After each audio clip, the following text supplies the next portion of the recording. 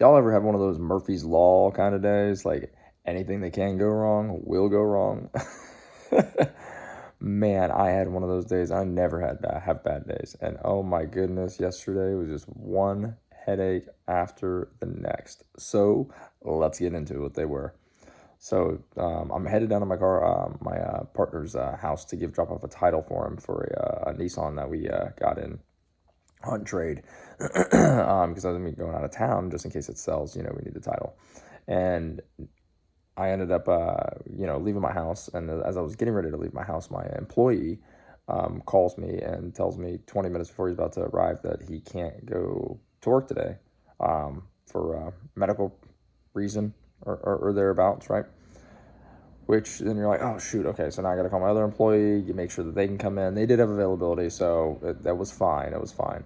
And then I'm going to, I leave my house, and there's a railroad tracks like a mile from my house, and you get there, and a train goes by. Okay, you can stop by the train, not a big deal. It was a short train too. It was only like 10 cars, but then the dingers go up, down, up, down. After the train leaves, they just start just doing this, just doom, doom, doom, doom, doom, doom for like minutes. They're just up and down, up and down, up and down, up and down, and then they finally just get stuck open, but they're still dinging. So nobody knows if there's a train still coming or not, or like multiple back-to-back trains. Everybody's just sitting. We're all just sitting here in traffic, just waiting to see what this is going to do. The people started, like, I guess, doing the school bus thing where you stop, you look both ways, and then you go. And so we go through it. We have to call the cops, and the sheriff, and let them know that, hey, look, the railroad tracks are done.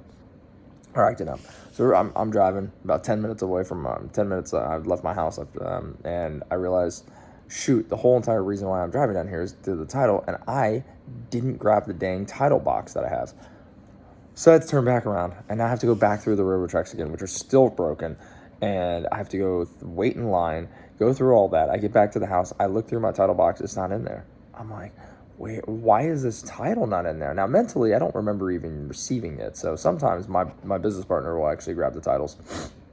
If it's in we usually drop the titles off in the safe, right? So where we collect payments is usually where we drop the titles off, and that's kind of just to keep everything safe and concise, and they don't blow around, you don't lose them and such. So, anyways,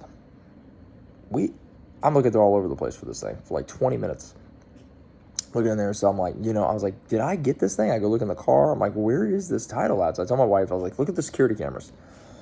Figure out where this title is. Where was it put? Maybe he didn't put it in the safe. Maybe, Mike picked it up and it wasn't me, right? So anyways, we're going through it. Well, comes to find out, my employee took the car in on trade, on not even on trade. We didn't even trade in. It wasn't even a trade. This person just literally sold us their car. He didn't even take the title. He didn't get the title. He didn't verify it was even their car. It could have been stolen. So now, granted, I can't get in touch with him. He's, got a medical condition going on, and I'm leave that be, and that'll be a conversation for when he returns, which I later find out it's going to be in like 3 to 5 days. That'd be the later part of the story. So pretend you didn't hear that part. so anyways, he's I've got to figure that out now. I was like, now I have a car that I didn't get the title to, so now I have to call the lady, which fortunately she said her number on the camera. So we did actually get her number. We did contact her, and she said, yeah, so we'll order a duplicate title from her and for her, and then she'll come in and sign it over to us and stuff like that. No big deal. But it was a big deal because you can't just take the title from somebody. Granted, I got the VIN. I verified it in the DMV system. It was actually hers because it did actually have a copy of her driver's license saved in the files that we do. So it did match up, but it was just really, really not smart move by him at all. And it could have been very chaotic, and it could have been very bad. Fortunately, it wasn't as bad. So then I'm like, okay, well, I'm not going through the railroad tracks anymore down by US 1. I'm going to flip over to I-95 and jump on I-95 and go, bang, straight shot down there, right? Because now I'm a half hour, 45 minutes behind my schedule, and I got a lot of shit to get done. Anyways, so I go down 95, accident, all 3 lanes blocked. I gotta wait. It was so blocked, they actually had stopped people at the exit to get off of, and they were actually having people turn around on 95 to come back to that exit. That's how bad it was. They couldn't do anything, right? Nobody could go by. So I'm sitting on I-95 for an hour. I'm literally on the exit Like, I'm on the on. I was literally, I saw the brake lights. I'm like, oh, I'm getting off now. No, I know what this means. Getting off. And I literally am. I'm at the part where the 95 goes like this, and it, like, they have that extra lane, that the extra lane starts coming here. And I literally was stuck there for an hour, and I'm like, oh my God. My kids, who of course, we were going to get lunch, are now screaming and crying that they're hungry for an hour. And I'm like, I can't do anything about it, guys. Here's some goldfish. I was like, that's all we got. That's all we got. We were going to get lunch. We were going to stop and get lunch. We were going to stop and get lunch on our way originally, when we originally left, like, looking for the title. So now I got to sit in the car with them screaming and crying. So then my employee calls me and says, oh, hey, this guy's down there and wanted to buy the car. Sweet, dude. That was the guy that was supposed to come in. That was there Saturday. He was supposed to come back in on Tuesday. Well, now he has $1,000 less down. His credit score is not ideal. And the car he originally wanted, he wants a different one. I was okay, no problem, dude. That's cool. Well, I mean, with that car, I can get you into the car for like $320 a month, something like that, right? He's like, no, that's not gonna work. That's not gonna work. The other car you could get me into for $250. He's like, if you can't get me to $250 on this one, then I'm walking. And I'm like, okay, you have $1,000 less down on this one. The car that you're trying to buy now is 4 years older than the other one. So payment term wise, on the other one I could get you to 66 months. This one I can only get you to 52 months, because that's all the bank wants to finance on a car that's that much older, right? They start to drop it down because they just don't think either A, the car's going to last as long, or B, you're going to make your payments that long because of, maybe things start to go wrong. And I don't know how they do their algorithms calculations, but they just don't allow you to do that. So I do my wizardry. I work all my numbers, get as much as I can for the guy, and comes to find out, I get him down to 288, and I'm like, man, if you could throw down like extra $300, I can get you down to like 275. That's the best I can do, man. I mean, it's close to 250, but I mean, you got to understand. And he said, I'm just taking my money elsewhere. If you can't work deals with me, I know my money's good. I'm not saying your money ain't good. I'm just saying you came from Friday to today, which was only a couple days. You lost $1,000 of down payment. That's really impactful. So lost the sale there. Then lady that we sold the car to right after this. This is all while I'm still stuck in traffic on 95. Then a lady calls that bought a car from us on Saturday. She says that her battery is dead. Why is your battery dead? Whatever like that. So, I left my lights on, so you guys need to get me a new battery. I'm like, that's not how that works. I'm not getting you a new battery. I was like, how old is your battery? Like, go look at the sticker, see what it says on it, right? The sticker was in August of 21, so it's only like it's not even a year old yet, right? I'm not paying for a new battery because you left your lights on. I was like, did you jump the car? Because typically, if you leave your lights on, you jump your car, the alternator will charge it, you'll drive it, and you'll have no issues going forward. She's like, yeah, no, it's driving now, it's fine. She's like, but the next time I leave my lights on, the battery's gonna die again, and I know y'all threw a used battery in there. I'm like, what? I'm not gonna give you a new battery because you plan on leaving your lights on again. So. Anyways, so she's going to report us to the Better Business Bureau or whatever she's going to do. I mean, that's the way it works, unfortunately. So the joys of ownership, right? So then after that, I book it over to drop the title off. Well, I don't have to drop the title off, actually. I'm sorry. I book it over to my other house. I had to get a few things, and we got lunch and everything for the kids, of course. And then I'm on my way back, and I get stuck in a nasty storm. I have to drive my kids. I'm trying to drive my kids to swim class, right? I get to swim class barely on time because of this all chaos. I would have had ample time to get there, but I get my kids to swim class. My two bigger ones go first, and my younger one has like private sessions. He goes second after them. So he shits on me.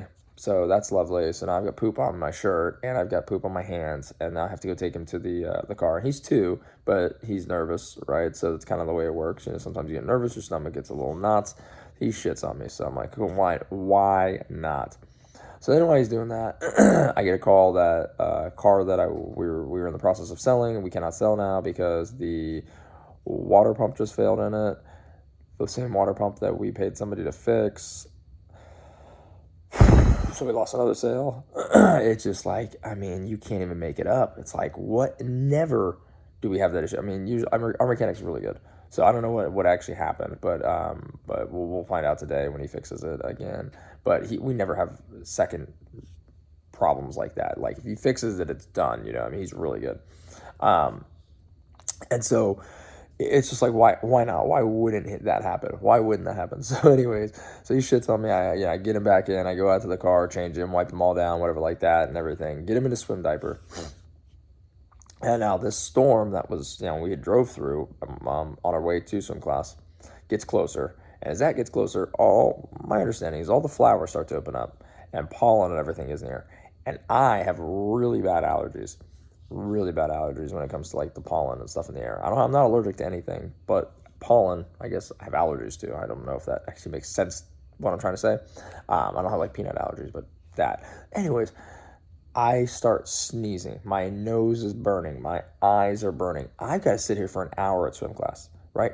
I'm literally dying. Like, and I even have a hard time breathing sometimes when that happens, right? You start like you feel like I'm breathing a whole breath, but you don't feel like it's a whole breath. Like it's a very weird thing. Anyone with allergies probably know what I'm talking about. So anyway, I'm literally dying. I'm sneezing a bunch. My eyes are burning. My nose is on fire. I'm sitting here for an hour with my kids, right? And to add insult to injury, right around 5:30, I got about a half hour left. Out come the no-see-ums. I don't know if you know what no-see-ums are. I don't really even kind of honestly really know what they are. They're like gnats, or they're like gnats, but they're like mosquitoes. So they like bite the shit out of you. And I mean, I've smacked some and they have blood show. Like, I mean, literally, like they're like little baby tiny mosquitoes. They're not mosquitoes. They're called, I guess I call them no-see-ums. I don't know what the official term is, but they call them no-see-ums because they're super, super tiny. You can't see them, right? But they're like little gnats, like super like tiny microscopic flies. And dude, I lose my mind. I hate getting bit by those things. And I'm always the one that gets bit. Everybody around me never gets bit. I'm always the one. I don't know what it is, my body temperature, my blood, whatever it may be. But mosquitoes and no-see-ums, they freaking love me, and they never bite anybody when I'm around. Like literally, I'll be standing there, I'm getting bit. Everybody's just chatting along normal, having their normal day go along, and then those teams are like, oh, food, dude. So I just start getting attacked by these things, swarmed by them, right? And so that was my day. That was the icing on the cake. And we got home and I made some dinner and went to bed, and I was just over it. I was over yesterday. But you got the bad day out of the way. Now, today is going to be a great day. I got a feeling it's going to be great. I have a really, really big feeling about it, because usually if you've got a bad day like that, the next day has to be 10 times better, because it's got to make up. The law of averages, right? You got to make up for it. For a super bad day, you got to make up for it with a really good day. So with that, guys, I just want to give you an insight into some of the chaos that occurs. I mean, just in my personal life and in the dealership. And when you're trying to manage both and do that, it does overlap into some difficulties. Since I run the car dealership mostly remote, it is a very interesting struggle at times, but it keeps you on your toes, right? So with that, I hope you guys enjoyed. I hope you enjoyed the insight into the dealership and into my personal life a little bit. So with that, I hope you'll have a wonderful rest of your day.